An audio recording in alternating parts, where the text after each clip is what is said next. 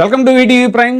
ఒక పక్కన చంద్రబాబు నాయుడు గారు పీపీపీ డుమ్ అంటూ పీపీపీ స్కీమ్ గురించి చాలా ఆర్భాటంగా ప్రచారం చేసుకుంటూ ఉంటే, మరోవైపున అంబులెన్స్ సౌండ్ మోగుతోంది. ఆరోగ్యశ్రీ సేవలకి వార్నింగ్ బెల్ మోగుతోంది, అలారం మోగుతోంది అన్నట్టుగా పరిస్థితులు ఉన్నాయి.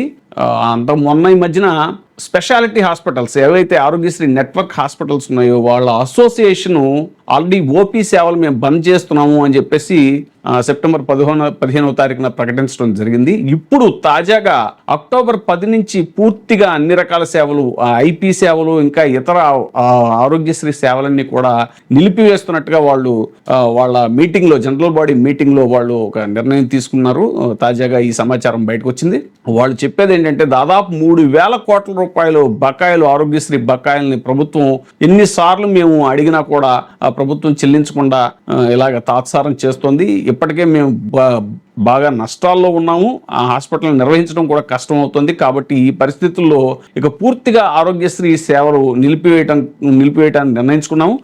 మేము ఇలా ధర్నా చేస్తున్న ప్రతిసారి, ఇలా ప్రకటించిన ప్రతిసారి ప్రభుత్వం పిలవటం, సిఎఫ్ఎంఎస్లో ఉన్నటువంటి పెండింగ్లో ఉన్నటువంటి బకాయిలు ఏవైతే ఉన్నాయో 670 కోట్లు, అవే మొత్తం బకాయిల కింద చూపించడం, ఇలాంటి పనులు ప్రభుత్వం చేస్తుంది. అందుకని ఈసారి మేము చాలా కఠినమైన నిర్ణయం తీసుకుంటున్నాం.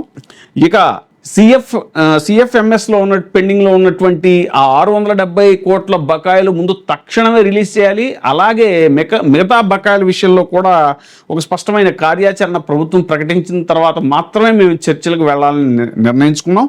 సో ఈసారి మాత్రం చాలా కఠినంగా ఉంటారు అనేటువంటిది అర్థమవుతుంది. మరేమో ఒక పక్కన పీపీపీ పద్ధతిలో మెడికల్ కాలేజీలన్నీ ప్రైవేటు పరం చేసేటువంటి చంద్రబాబు నాయుడు గారు ఇక్కడేమో ఆరోగ్యశ్రీ సేవలు అటకెక్కించేశారు.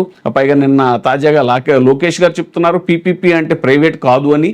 మరి ప్రైవేట్ కాదు అన్నప్పుడు వాటిని ప్రభుత్వమే నిర్వహించవచ్చు కదా అనేటువంటిది మేధావుల నుంచి వస్తున్నటువంటి ప్రశ్న, రాజకీయ పరిశీలకుల నుంచి వస్తున్నటువంటి ప్రశ్న. ఖచ్చితంగా ప్రైవేటు పరం అయిన తర్వాత పేదవాడికి వైద్యం అందుబాటులో ఉండదు అనేటువంటిది ఖచ్చితమైన విషయం.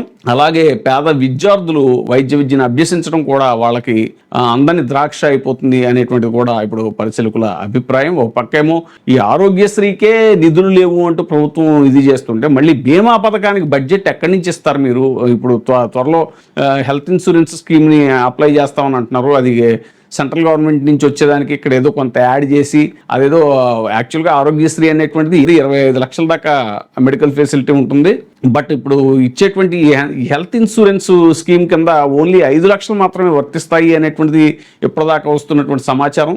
ఏదైనా కూడా ప్రభుత్వం ఏ విషయాన్ని కూడా ఓపెన్గా చెప్పట్లేదు, ట్రాన్స్పరెంట్గా చెప్పట్లేదు అనేటువంటి విమర్శ కూడా ఉంది.